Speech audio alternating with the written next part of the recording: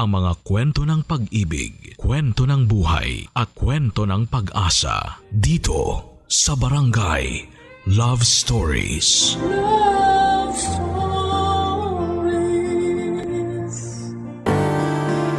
Kapag may gusto tayong makamit sa buhay na ito, kunin natin yon sa mabuting paraan. Dahil kapag gumawa tayo ng masama para makamit lamang ang mga pangarap natin ay hindi rin po ito magtatagal at agad na babawiin sa atin. Ikaw kabarangay, may pangarap ka bang gustong gusto mong makamit? Dear Papa Dudut, posible bang magtanim tayo ng matinding galit sa isang tao? At posible rin bang hindi natin matutuhang magpatawad? Kasi kung oo, sa palagay ko ay deserve ng taong ito na hindi ko siya patawarin habang nabubuhay ako. Hindi niyo ako masisisi kung umabot ako sa puntong yon. Bilang anak na sobra-sobra ang respeto at pagmamahal sa magulang, ang hirap lang tanggapin na isa sa kanila ang nagtulak sa akin para kamuhian sila. Pero bago ko ipagpatuloy ang kwento ko ay pabati muna ng isang magandang tanghali sa mga katulad kong avid listener ng Barangay Love Stories. Aksidente lang talaga yung pagkakadiskubre ko sa programa ninyo, Papa Dudut. Gusto ko lang talagang mag-browse online tapos ay nakita ko ang isa sa mga istorya ninyo na naka-upload sa YouTube. Dahil sa na-curious ako sa caption ay pinakinggan ko yon. Hindi ko namalaya na natapos ko na yung kwento at doon na nga nagsimula ang pagkahilig ko sa pakikinig ng BLS. Hindi ko lang akalain na magpapadala ako ng sulat sa Barangay LS at umasa na sana'y mapili ninyo ang sulat ko na itampok, Papa Dudut. Tawagin nyo na lamang po ako sa pangalang Dayanara, 34 years old at taga-Pasay. Nagtatrabaho ako sa isang hotel bilang housekeeping supervisor at meron na akong asawa. Sa Pasay rin talaga kami lumaki ng kapatid kong si Ricky na sa ngayon ay nakasampa na sa barko at nagtatrabaho bilang isang kusinero. Ang kwentong ibabahagi ko ay magsisimula noong 2013 kung saan ay nakatanggap kami ng balita tungkol sa tatay naming tripulante na na-injury sa barko. Nabalian siya ng binte at balakang matapos madulas noong kasagsagan ng malakas na bagyo sa kinakaroonan nila. Kaya naman napilitan siyang umuwi para magpagaling. Matagal-tagal na ring seaman si Papa, simula pa lang nung pinanganak ako ay sumampa na talaga siya sa barko. Siya lang kasi ang nagtatrabaho sa amin. Marami silang pangarap ni Mama at isa na nga doon yung makapagpatayo ng malaking bahay dahil nangungupahan lamang kami noong araw.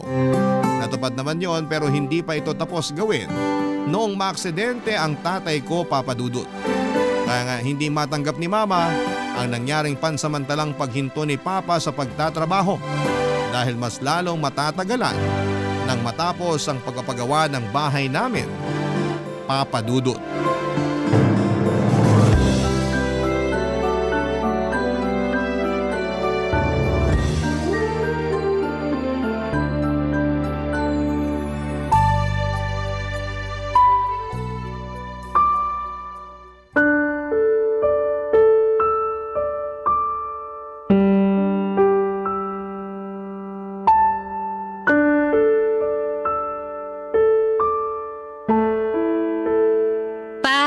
Okay lang po ba kayo?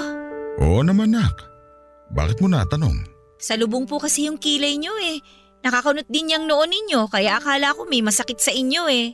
Sa ngayon wala pa ulit. Pero kanina masakit tong binti ko. Ganun po ba? Hirap naman yan pa. Pero okay na po ba kayo ngayon? Hindi na po ba masakit? Hindi na. Komportable na ako sa pagkakahiga ko. Kanina kasi hinaharap ko yung gusto kong posisyon kaya medyo napagalaw ako. Huwag na po muna kayong gumalaw masyado para mabilis kayong gumaling. May bali pa yung balakang ninyo pa. Hindi lang po yung binti ninyo ang problema. Oo nga eh.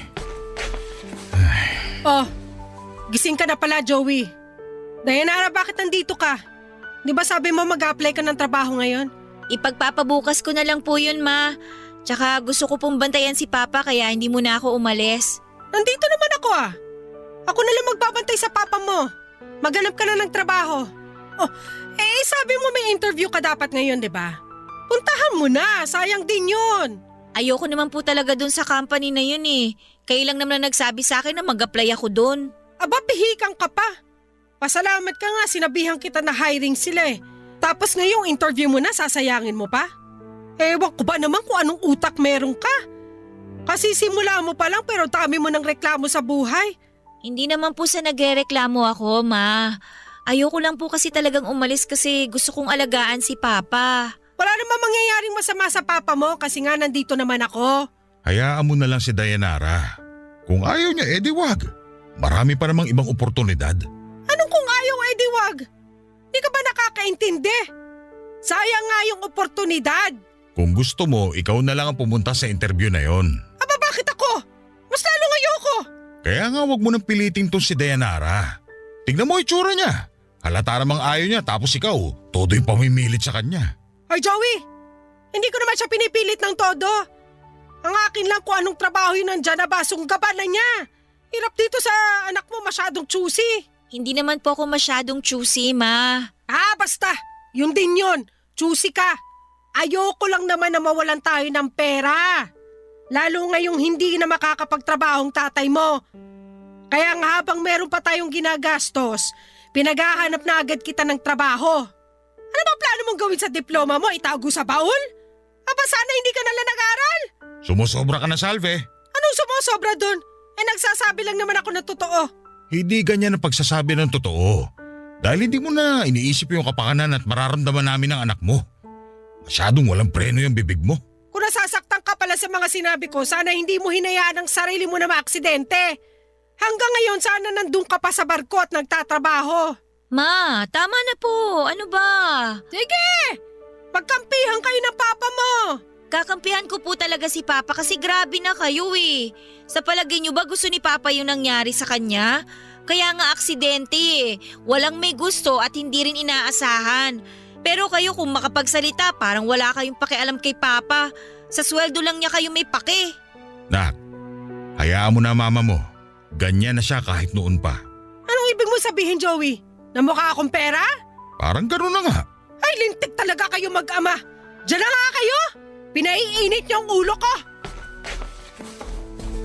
Pa, bakit naman ganun si Mama? Hindi ba niya naiintindihan yung sitwasyon? Ewan ko, nak. Pakiramdam ko tuloy wala akong silbi kasi nandito ako sa bahay natin. Nakaratay. Imbis na sana nagtatrabaho ko para may maipadala sa inyo. Wala po kayong kasalanan pa. Kaya huwag niyo sisihin ang sarili niyo. Pag gumaling po kayo, makakabalik na naman kayo sa pagtatrabaho. Doon na lang po muna tayo mag-focus sa pagpapagaling niyo. Papadudot kung ilalarawan ko si Mama ay masasabi kong may pagkabagastos siya. Mahilig din siyang magbida at magyabang sa mga kaibigan niya ng mga bagong gamit na binibili niya mula sa sweldo ni Papa. Tapos kaming mga anak ay madalas na tinitipid niya. Pangarap niyang may pagawa ang bahay namin pero hindi matapos-tapos dahil nauna niyang pagkagastosan ang mga luho niya. Hindi lang sila isang beses nag-away ni Papa dahil sa pagiging waldas niya. Maraming beses na pero sa huli si Papa pa rin ang pinapalabas na masama at maramot ni Mama. Kabaligtaran naman ang ugali ni Mama ang kay Papa. Nuknukan ang tipid yon sa sarili pero napaka mapagbigay pagdating sa amin. Kaya nga nung nalaman niya na tinitipid kami ni Mama, sa akin na niya pinapadala ang allowance namin ng kapatid ko noon sa school at sa bahay. Bagay na ikinainit ng ulo ng nanay namin. Galit na galit siya at sinabing wala raw tiwala si Papa sa kanya. Kaya naman muling binalik sa kanya ni Papa ang pagpapadala ngunit may mga kondisyon.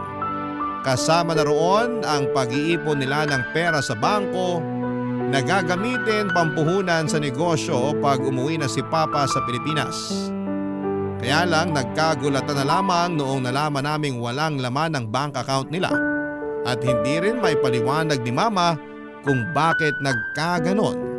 Papa Dudut.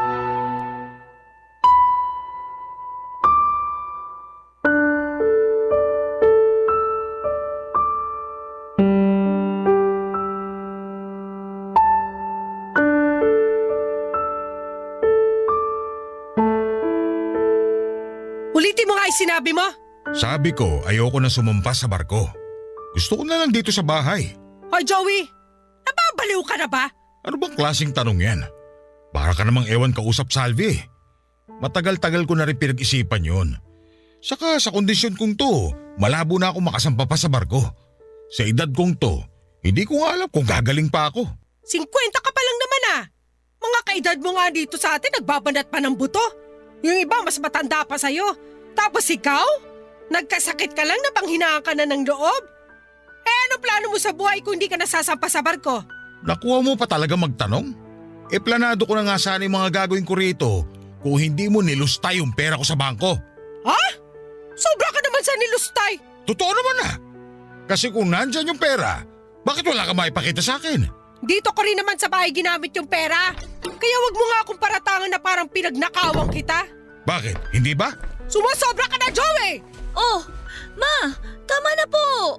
Huwag niyo nang awayin si Papa. Siya ang nangaaway sa akin. Narinig mo ang sinabi niya? Pinagbibintangan niya ako, ninakawang ko siya. Sa bibig mo nang galing yan at hindi sa akin. Saan ko naman gagastusin yung pera, Aber? Saan pa? Di sa mga luho mo. Sa mga mamahalin mong bag, damit at mga alahas. Huwag mo pakialaman yung mga yon. Regalo ko yon sa sarili ko. Bakit hindi mo na lang kaya ibenta yung mga yun para may pakinabang naman? Bakit ko naman gagawin yon? Para magkapera tayo. Lalo na ngayon na hindi na ako sasampa ulit sa barko. Kulang pa yung pera ng pagbebentahan ng mga yon sa pang-araw-araw natin. Tapos gamutan mo pa. Paano na lang din tong bahay? Hindi na natapos-tapos. Ma, pwede ba tumigil na po kayo? Pera na lang ba talagang mahalaga sa inyo? Oo! Importante ang pera para mabuhay tayo. Nandito naman ako. Pag nagkaroon na ako ng trabaho, pwede na akong tumulong sa inyo ni Papa. Nak, hindi ka naman namin inuobliga. Hindi! Inoobliga ko siya, Joey. Huwag mo na nga babyhin yung anak mo. Matanda na yan. Kung ikaw kaya yung magtrabaho kaysa inuobliga mo anak natin. Bakit ko naman gagawin yun? Nakakapikon ka na kasi. Kung makapagsalita ka, akala mo ganun lang kadaling kumita ng pera. Palibhasa, hindi mo alam yung hirap at sakripisyo ng pagtatrabaho sa labas kasi nandito ka lang sa bahay. Hindi naman ako nagpapalipas oras dito sa bahay ah. Mga nakakalimutan mo. Inaasikaso ko yung mga anak mo. Ma, sabi na tumigil na kayo eh. Hanggang kailan po ba kayo magtatalo tungkol sa pera? Yung nanay mong gastador pagsabihan mo. Bakit ako lang? Kausapin mo rin yung tatay mong inutil.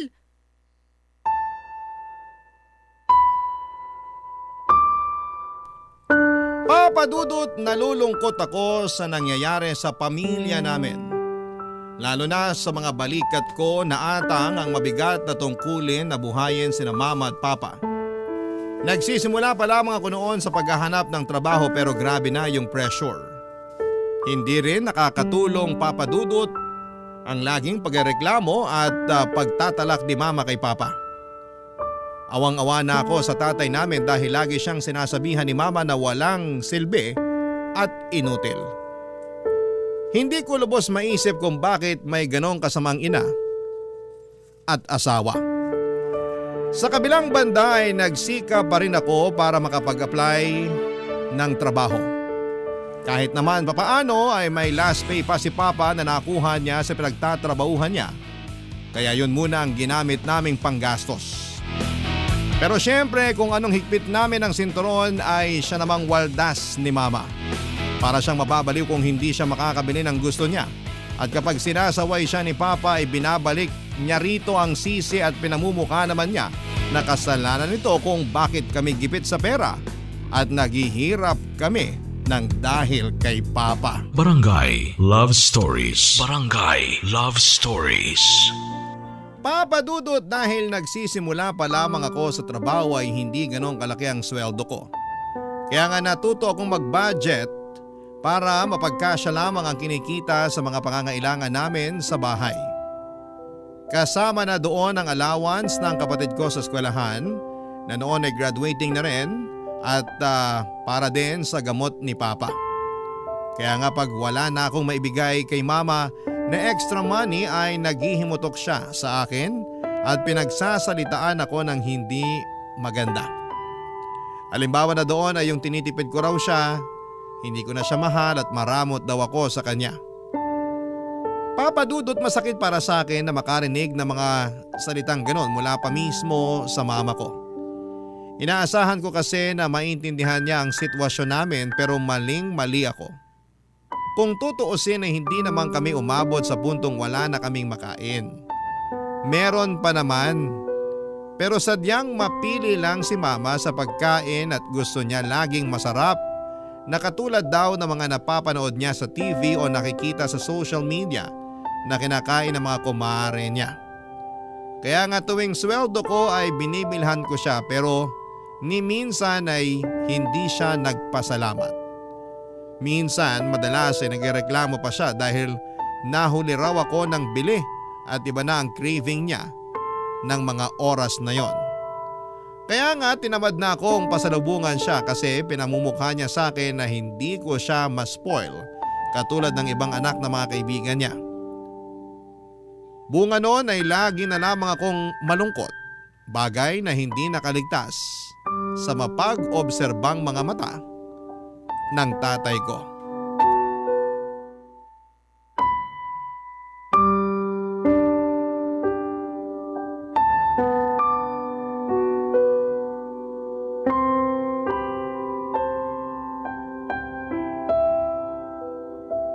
Kumusta ka naman sa trabaho mo, anak?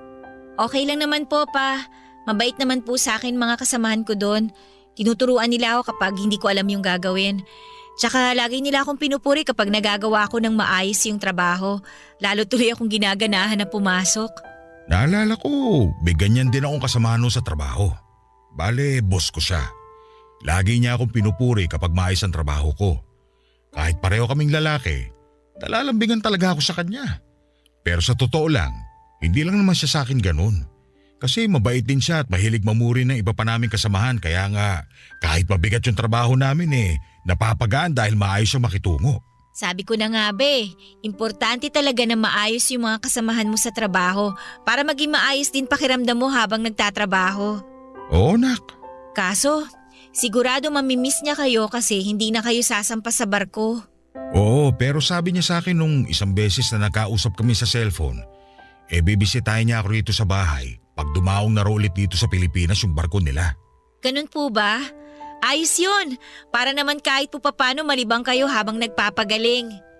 Ay, sa totoo lang, nalulungkot pa rin ako sa nangyari sa akin. Naisip ko kung hindi ako na-aksidente, baka kahit papano makapag-extend pa ako ng kontrata sa barko bago ako tuluyang magretiro. Kasi naman yung nanay mo kung sabihan ako ng inutil at walang silbi, akala mo kung sino? Minsan gustong sumama ng loob ko sa kanya kasi nga ang tagal ko rin nagpakahirap sa pagtatrabaho sa barko. Tapos siya gastos dito, gastos doon lang ang ginagawa. Oh, kita mo, pati yung inaasahan kong ipon sana niya mula sa mga padala ko, wala rin nangyari. Ewan ko nga po ba kay mama kung bakit siya nagkaganon. Ang hirap na niyang kasama dito sa bahay. Wala siyang ginawa kundi magsisigaw tsaka magparinig sa atin. Nasasaktan ako kapag pinaparinggan ka niya at sinasabihan na masasakit, anak. Kung ako kahit papano nasanay na sa kanya, pero naaawa ko sa'yo. Natitiis ko naman po pa. Pasok sa isang tenga, labas sa kabila, para hindi ko masyadong damdamin. Pero kahit na, ayoko masanay ka na ginaganon ng sarili mong ina. Si Salvi talagang kailangan magbago. Ayus-ayusin niya tapos ang dila niya kasi masyado nang matalim. Kaya nga laking pasasalamat ko kasi nandito na kayo kasama namin. Kahit na hindi tayo katulad ng dati, yun bang madali sa inyong mabili yung mga luho namin? Ayos lang sa akin yun. Kasi magkakasama na tayo. Tutuparin pa rin naman natin yung plano nyong negosyo. Kasi talaga pong pag-iipunan ko yun pa. Talaga, anak?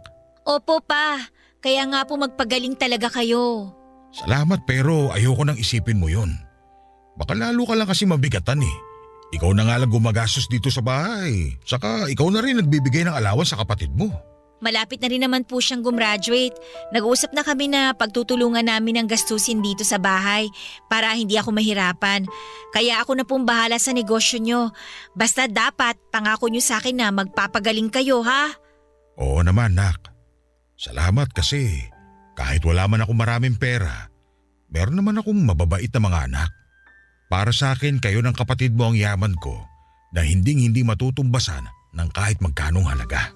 Mahal na mahal ka namin pa. Masaya talaga kami na magkakasama na tayo ngayon dito sa bahay. Kaya sana kahit na ano pong sabihin ni Mama, huwag niyo po masyadong damdamin ha. Hindi totoo yung mga yun. Gayahin niyo na lang ako pa. Pasok sa isang tenga, labas sa kabila. Sabi ko naman sa'yo, sanay na ako. Pero pag naiinis ako sa kakatalak ng nanay mo, parang siya yung gusto kong palabasin sa bahay natin. Mabuti pa nga po. Ikaw ha, suportado mo ako. Hindi lang po suportado pa. Kakampi niyo pa ako. Papa Dudut, hindi ko na napigilang maglabas ng sama ng loob kay Papa, pero hindi para ipamukha sa kanya ang tulad ng mga sinabi ni Mama. Thankful kami ng kapatid ko na ligtas si Papa at kasama na namin siya. Kung tutuusin ay matagal-tagal na rin siyang nagtatrabaho sa barko bago nangyari ang aksidente. Maraming birthday namin ang kapatid ko na wala siya at maraming Pasko rin na malayo siya sa amin. Kaya kahit papaano ay may comfort at saya rin na kasama namin siya sa bahay ngayon. Mahal na mahal ko si Papa. Siya ang madalas kong kausap pagkagaling ko sa trabaho. At kahit na anong late ko nang umuwi dahil sa heavy traffic ay naaabutan ko pa rin siya sa sala habang nasa wheelchair niya at naghihintay sa akin. Minsan ay doon na siya nakakatulog kaya naaawa naman ako. Lagi niyang kinukumusta ang araw ko at pinakikinggang mabuti ang bawat detalye ng mga kwento ko. Nakikita ko sa mga mata niya na sabik siyang malaman ang nangyari sa buong maghapon ko. Pangit man yon o maganda. Kaya nga pagkatapos kong magkwento sa kanya ay gumaan ang dibdib ko. Lumipas ang isang taon ay nakagraduate na rin si Ricky at dalawa na kaming naghahanap buhay sa pamilya. Kahit paano ay may katuwang na ako sa responsibilidad kaya bahagyang gumaan ang mga dala-dala ko. Kung may nagpapabigat man ulit nito ay walang iba kundi si Mama at ang walang katapusan niyang pagrereklamo. Minsan papadudot na pag-usapan namin nila Papa at Ricky kung wala na ba talagang pag-asa na magbago si Mama. Kung umakto kasi siya akala mo ay pinagdadamutan. Siya na nga yung walang trabaho sa amin, siya pa rin yung pinaka magastos. Kaya nahirapan din kaming mag-ipon ng kapatid ko dahil lagi nangihingi si Mama. Hanggang sa nagdaan pa ang 9 na taon. Meron akong inanunsyo sa bahay na agad na kinontra at tinaasan ng kilay ng nanay ko.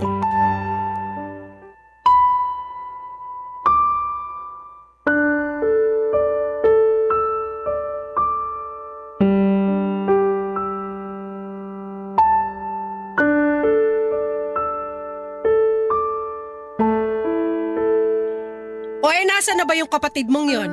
Sabi niya po malilate daw siya. Pero nasabi ko na sa kanya yung sasabihin ko sa inyo ni Papa. Ano ba kasi yon? Bakit kailangan kausapin mo pa yung kapatid mo? May kinalaman ba siya rito? Meron po. Kasi miyembro siya ng pamilya natin. Tungkol saan ba yung sasabihin mo, Nak? Ano po kasi, Pa? Ano nga? Pa-suspense ka naman eh. Tumahimik ka nga, Salve. Napakadaldal mong babae ka. Nagsalita ang tahimik ko, no? Oh, mag-aaway pa kayong dalawa? Sabihin mo na kasi yung sasabihin mo. Sinasayang mo lang ang oras ko eh. May pupuntahan pa kami maya-maya ng mga kumari ko. Ma, aalis na naman kayo? Oo. Ayoko rito sa bahay natin kasama yung pilantod mong tatay. Kaunti na lang talaga mahampas na kita ng tungkod ko. Sige, subukan mo. Baka pilayan pa kita lalo. Pa, wag na po kasi kayong pumatol. Ma, wag niyo na kasing awayin si Papa. Yung tatay mo kasi. Pasensya na, anak. Mabalik tayo doon sa sasabihin mo. Ano ba yon? Plano na po namin kasi magpakasal ng boyfriend ko. Talaga? Magandang balita yan kung ganon. Ano magandang balita doon eh pag kinasal yung anak mo, bubukod na yan sa atin. O sino magbibigay ng perang paggastos dito sa bahay? Ano ba pinagsasabi mo kumikita naman yung tindahan na binigay sa atin ng anak mo ha? Pero hindi pa rin sapat yun, no? Sa dami ba naman ng mga umuutang sa tindahan niya na pagkahirap-hirap singilin, madalas pa akong abunado dyan kaysa tumubo kaya wala rin kwenta. Anong ibig mong sabihin? Hindi na pwede mag-asawa at bumukod si Dayanara? Kasi gusto mong buhayin pa rin niya tayo, ganun ba? Aba bakit magulang niya tayo. Kaya dapat lang na siyang bumuhay sa atin. Baliw ka ng babae ka. Baliw na kung baliw pero ayoko! Hoy Dayanara, paano na kami ng papa mo? Kita mo namang maliban sa pagtao niya sa tindahan natin hindi na nakakapagtrabaho yan dahil sa kapansanan niya. Tapos gusto mo pa kaming iwanan dito sa bahay? Pero 33 na po ako. Gusto ko na po magkaanak at bumuo ng pamilya kasama yung boyfriend ko. Bakit kasi biglaan naman yung pagdedesisyon nyo ng ganyan? Ano pong biglaan? Inabot na nga po ko ng ilang taon bago kami naging desidido talaga Pinagpaliban na namin to ng husto, kaya sana naman po pagbigyan nyo na kami. Tama ang anak mo. Napapanahon na rin naman para bumukod siya at magkaroon ng sariling pamilya. Kaya huwag mo na siyang pigilan. Paano na nga tayo pag umalis na rito si Dayanara? Mabubuhay naman tayo kahit bumukod siya. Hindi ako mabubuhay sa kakarampot na kita ng tindahan natin, Joey! Hindi ko naman po puputulin yung pagbibigay dito sa bahay, Ma. Mag-aabot pa rin naman po ako kahit papano. Siguro hanggat wala pa kaming anak. Paano kung mabuntis ka kaagad pagkakasal nyo? Di automatic hindi ka na mag-aabot sa amin. ATM ba talaga ang tingin niyo sa akin? Hindi po ba pwedeng magkaroon din ako ng sariling buhay? Ang tagal-tagal ko nang inuna tong pamilya natin. Ngayon na gusto ko ng pagtuunan ng sarili ko, nagkakaganyan kayo? Ayos lang sa akin na mag-asawa ka na, anak. Yang nanay mo lang talaga ang problema rito Kung makapagsalita, akala mo mamamatay na sa gutom. Sa dami nga ng pwedeng kainin dito sa bahay, nasasayang na lang dahil ang arte-arte. Ako pa talaga maarte, ha? Please naman, wag na kayong mag-away Napapagod na kasi ako sa kasasaway sa inyo Ma, kinausap ko na si Ricky. Sabi niya siya na raw po ang bahala rito sa bahay natin hanggat wala pa siyang pamilya. Wala pa naman daw siyang planong mag-asawa, kaya wala kayong dapat ipag-alala. Buti pa yung kapatid mo, iniisip kami ng tatay mo. Pero ikaw? Kanino ka ba nagmana? Napakadamot mo? Makasarili ka? Bahala ka sa buhay mo! Kahit mamaya mag-asawa ka na kung gusto mo! Hoy Salve, namumuro ka na talaga. Huwag mo ako pinagkakakausap! Inutil! Papadudot, pakiramdam ko talaga na mga panahong yon ay nakagawa ako ng malaking kasalanan samantalang gusto lang naman naming magpakasal ng boyfriend ko. Kung tutuusin ay 33 years old na ako noon pero kung pagbawalan ako ni mama, para pa rin akong teenager. Gusto ko na magumpisa kami ng pamilya ng boyfriend ko dahil hindi na kami bumabata pa. May lahi pa naman kami sa side ng nanay ko na hirap nang magkaanak kapag tumungtong na ng 30 anyos. Mabuti na lamang at sinuportahan ni na Papa at Ricky ang plano ko kahit na naging resulta noon ay sumama ng husto ang loob ni Mama. Pero hindi ko na lamang siya masyadong pinagtuunan ng pansin. Malungkot ako na tutulo siya sa pagpapakasal ko. Pero tinuloy ko pa rin ang matagal na naming plano ng boyfriend ko. Siyempre nakabudget pa rin ang wedding namin para makatipid at invited lamang ang mga malalapit naming kamag-anak at mga kaibigan. Kaso hindi pumunta si Mama. Pero masaya pa rin ako kasi nandyan sina Papa at Ricky. Pagkalipas ang isang linggo ay bumukod na ako. At kahit na malungkot na umalis ng bahay namin, ay nangako ako kay Papa na lagi siyang bibisitahin. Barangay Love Stories. Barangay Love Stories. Papa Dudut, masarap sa pakiramdam na nakakapanibago pa lang bumukod pero masaya naman kami ng mister ko dahil unti-unti na naming naisa sa katuparan ng plano naming pagbuo ng sariling pamilya. Thankful din ako sa kanya kasi hinintay niya ako. Ang hirap din kasi pag ikaw ang breadwinner ng pamilya. Parang wala kang karapatang unahin ang sarili mong buhay dahil meron kang binubuhay. Kaya nga malaking bagay ang pagkakaroon ng supportive na partner para lalong lumakas ang loob ko at hindi ako masiraan ng ulo. Lalo ba naman sa klase ng nanay na meron ako. Tulad ng pangako ko kay Papa ay dinadalaw ko pa rin siya sa bahay namin tuwing weekend. In fact, doon kami nagla-lunch. Kung tatanungin ninyo kung kumusta na kami ni Mama, malamig pa rin ang pakikitungo niya sa akin. Sinabi na lang ni Papa na hayaan ko muna at bigyan ng panahon para matanggap niya ang sitwasyon. Pero kapag hindi naman ako pumupunta sa bahay namin ay lagi ako nakikibalita sa kapatid ko sa mga nangyayari doon. At nalaman ko nga na napapadalas ang pag-aaway ni na mama at papa. Nagwo-worry na ako kaya naman kinausap ko na ang papa ko nung isang beses na binisita ko siya sa bahay namin. At doon niya sinabi sa akin ang dahilan ng pagtatalo nila ng nanay ko.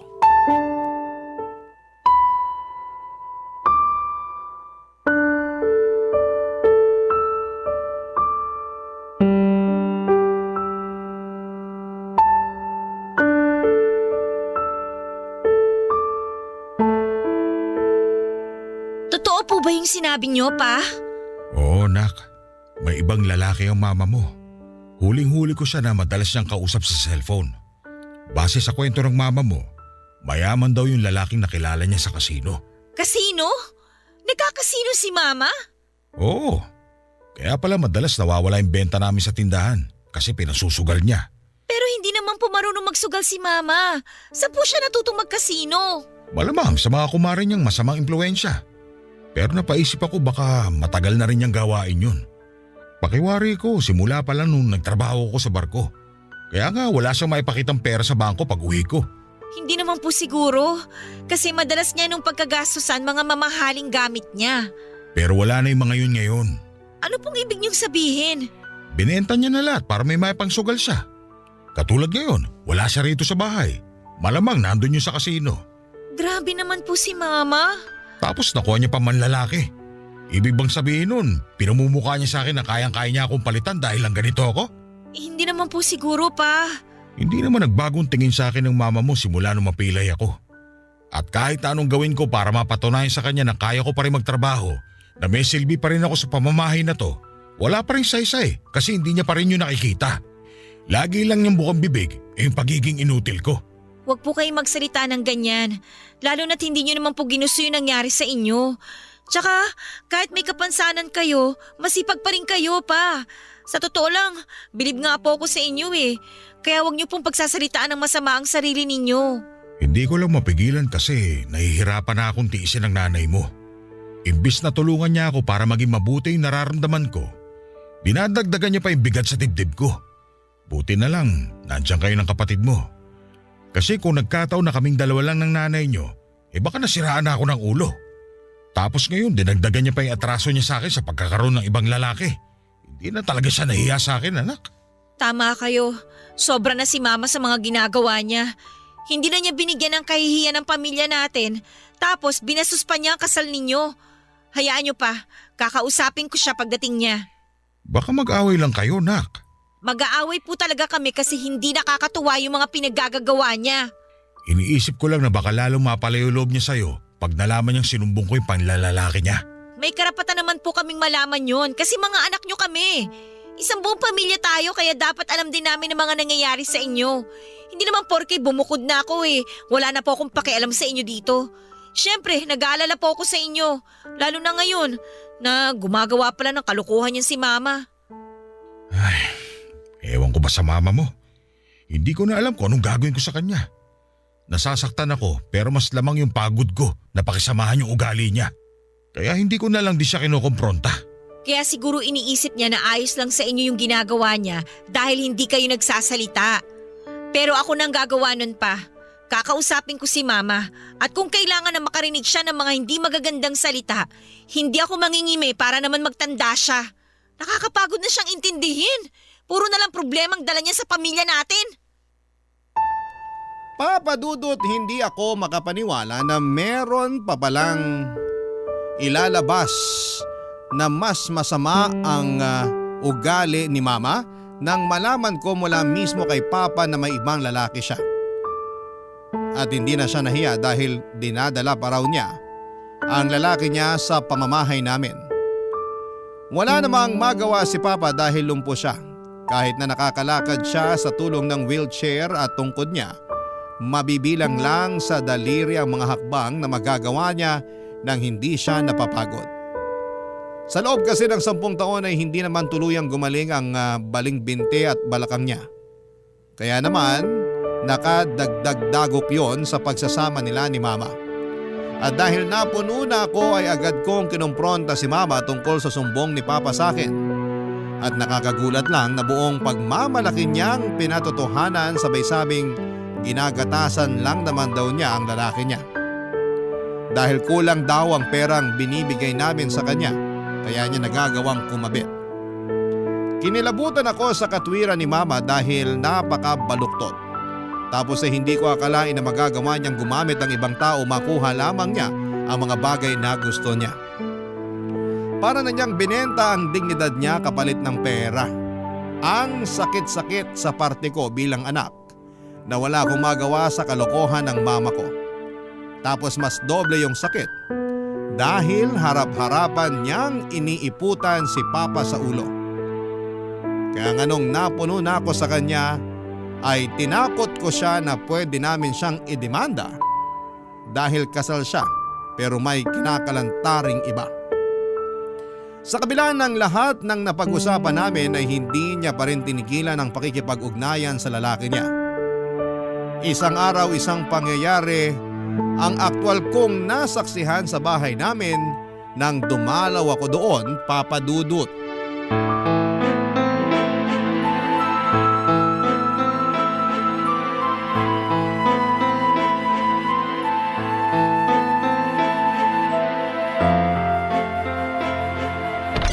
Teka, Salvi! Diyan ka sa labas! Lumayas ka na rito!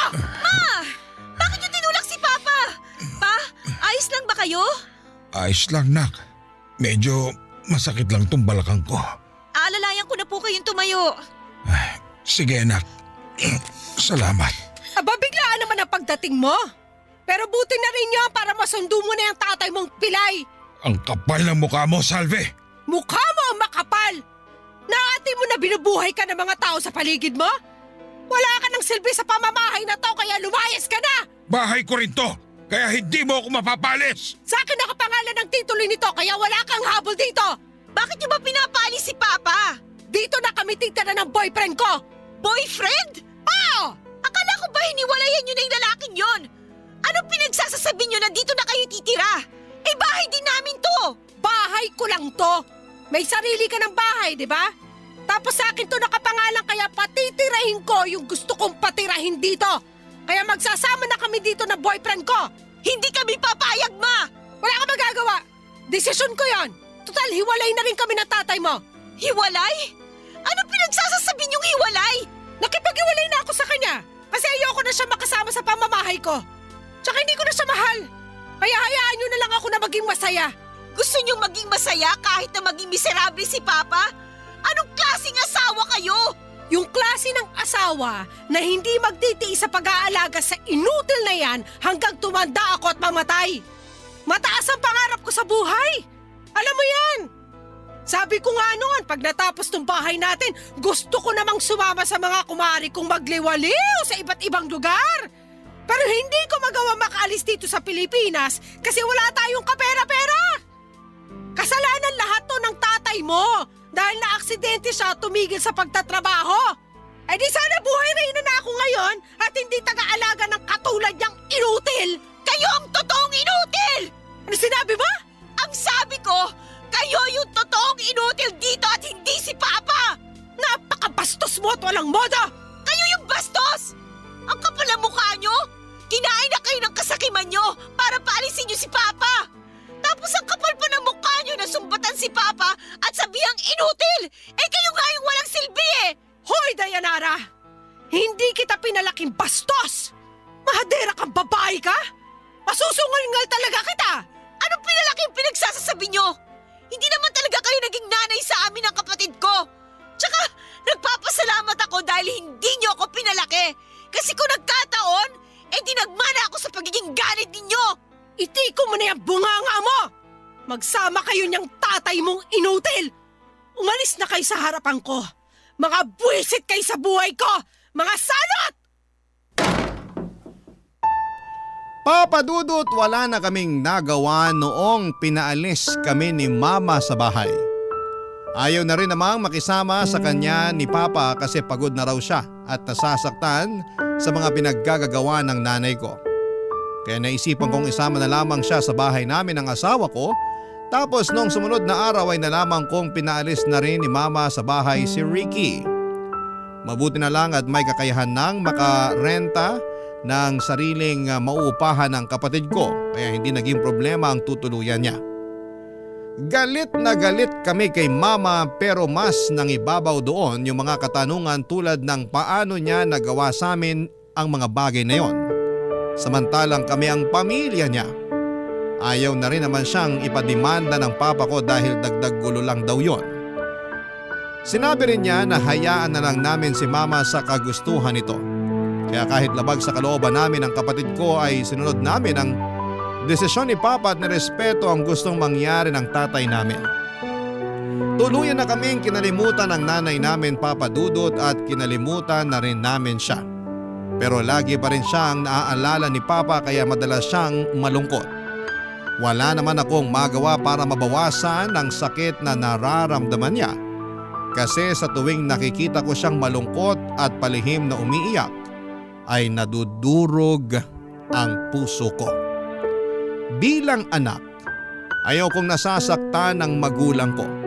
Pero wala naman akong magawa para maayos pa ang nasira naming pamilya dahil kay Mama.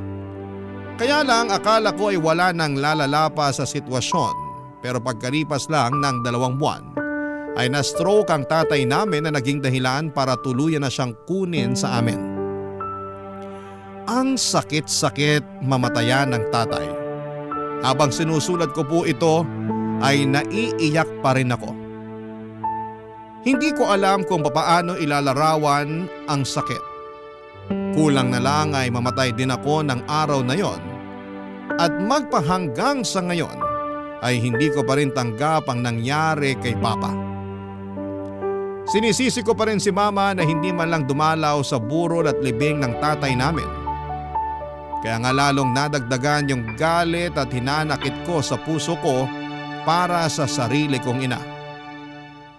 Alam ko naman na dapat matutuhan kong magpatawad pero sa ngayon kahit na anong gawin ko ay hindi ko pa rin mahanap ang pagpapatawad na yon sa puso ko. At sa nakikita kong ugali ng nanay namin ay yun bang mas pinagtatawanan niya na wala na talaga siyang pakialam sa amin ng kapatid ko. Sa kasalukuyan, Papa Dudut ay nagpapatuloy pa rin naman ang buhay namin ng kapatid ko. Kinakaya namin ang bawat araw kahit na wasak kami. Nami-miss pa rin namin ang tatay namin at kapag nakakaramdam kami ng kalungkutan ay masasayang ala-ala na lamang nakasama siya ang iniisip namin. Ipinagpapasa Diyos na lang din namin ang karma para sa aming nanay. Hanggang dito na lamang po ang sulat ko, Papa Dudut, at umaasa ako na sana'y mapili po ninyong i-ere sa inyong programang Barangay Love Stories ang kwento ko. Maraming salamat and God bless sa Barangay LS 97.1. Ang inyong forever nakapuso at kabarangay, Dayanara.